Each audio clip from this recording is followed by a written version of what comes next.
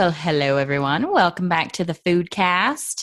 Happy May Day tomorrow. Heather, do you remember the maypole fun at St. John's? Does anyone even still do a maypole out there anymore? Oh my gosh. I remember all the ribbons tied to a flagpole, and then everyone got completely tangled up as the music played, and we tried to thread it all around the pole. It was kind of ridiculous. Yeah, that's kind of how I remember it. I guess they didn't fix it between our 4 years.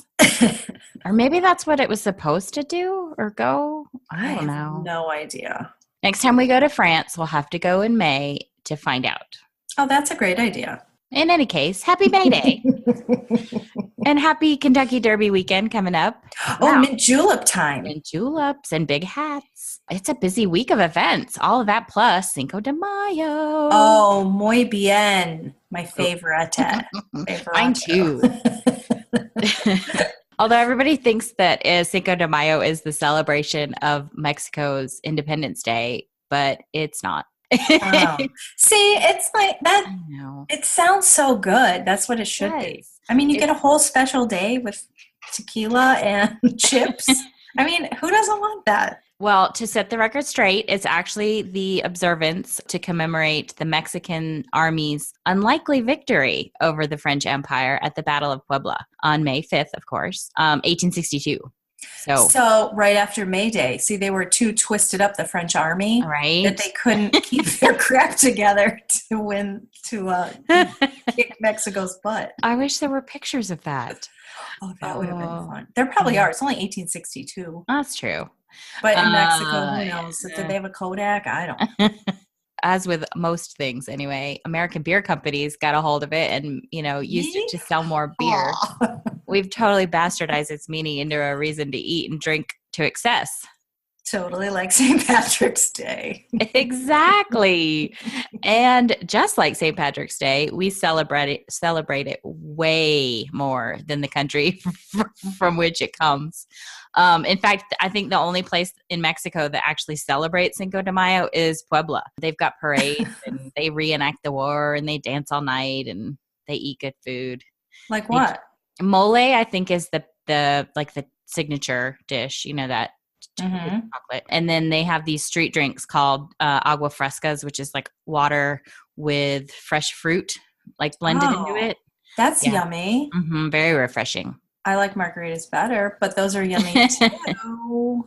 Yeah, I think I like margaritas too. And they're really easy to make without that super weird neon green mix. Seriously, who invented that color? What is that color made from? Highlighters? And I don't... It's squished up highlighters. Are we supposed to read at the same time? I don't know. Oh, no. All you need is some good tequila. I like reposado or anejo. I like whatever is provided to me. That, yeah. The bar. And you just make up a fresh limeade with lime juice and simple syrup and water. And then how do you make simple syrup? Apparently it's simple. But how do you do it? It's really easy. All you do is add the simple syrup part is equal parts sugar and water. And then you just put it in a saucepan and kind of over low heat and stir it just until the sugar is melted. Oh, yeah. That super is easy. That's super simple. Simple. I love it when the name is true. Right? You can just mix that up in a pitcher with some ice. I'm not into the blended one. It gives me a headache. You mean like the frozen kind? Yeah. Like that we used to always get at I don't remember what the name of that place is, but they would have all those frozen drinks in a huge line. Oh yeah.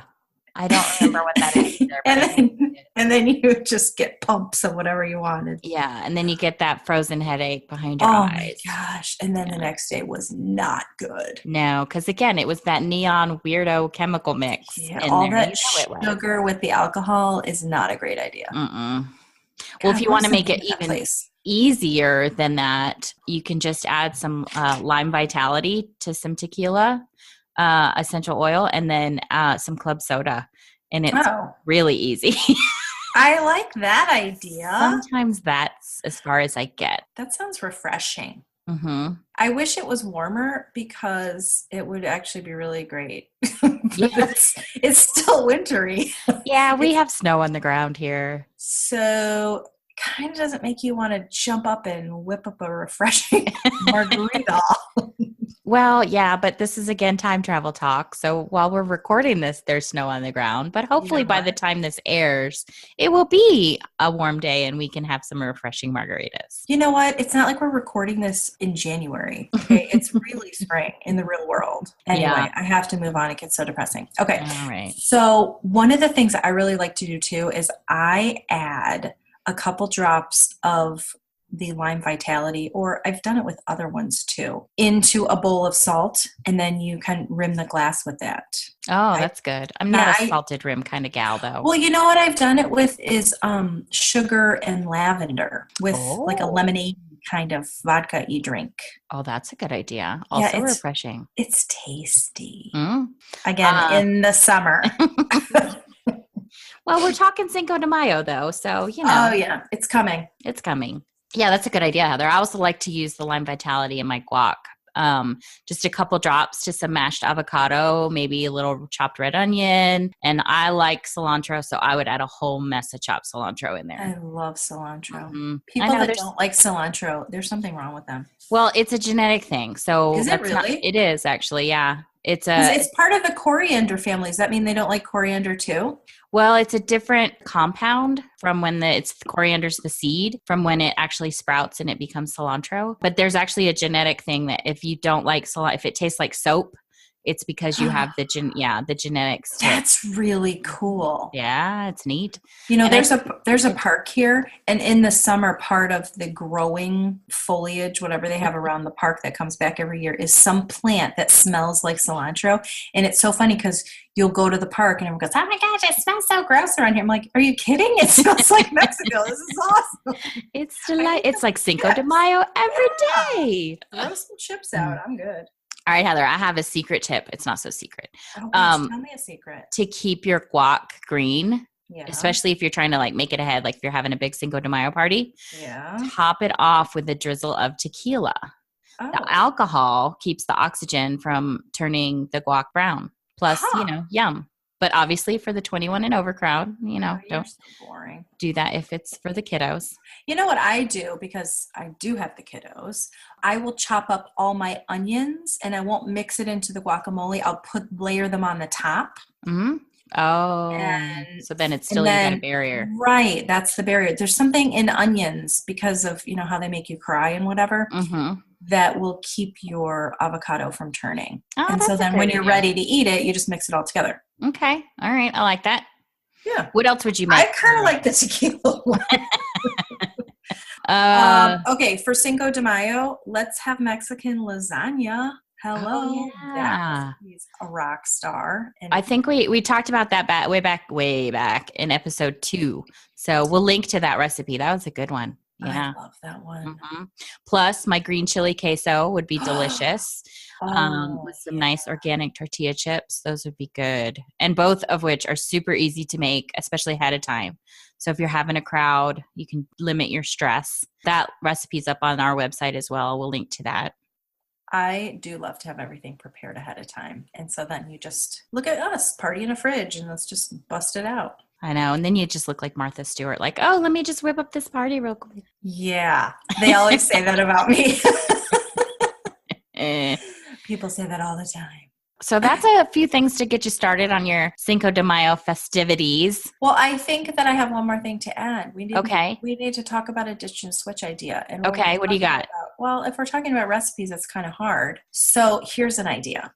Don't buy that creepy, gross margarita mix. That's a good idea. Yeah, go make a little simple syrup, which is clearly simple. Mm-hmm. And there you go. All right. That's good. So I don't have the recipe up anywhere for the simple syrup, but you heard me. It was super easy. Half syrup, half water, cook it in a pot. I mean, hello. Yeah. Okay. And then to make like the limeade part, it's I just use maybe a 2-to-1 ratio of juice to syrup that you made. There's a lot of math here. So but I know, but it's pretty easy math. It is. It's not rocket surgery. You just add what you want. Rocket surgery? Exactly. Who has surgery on a rocket?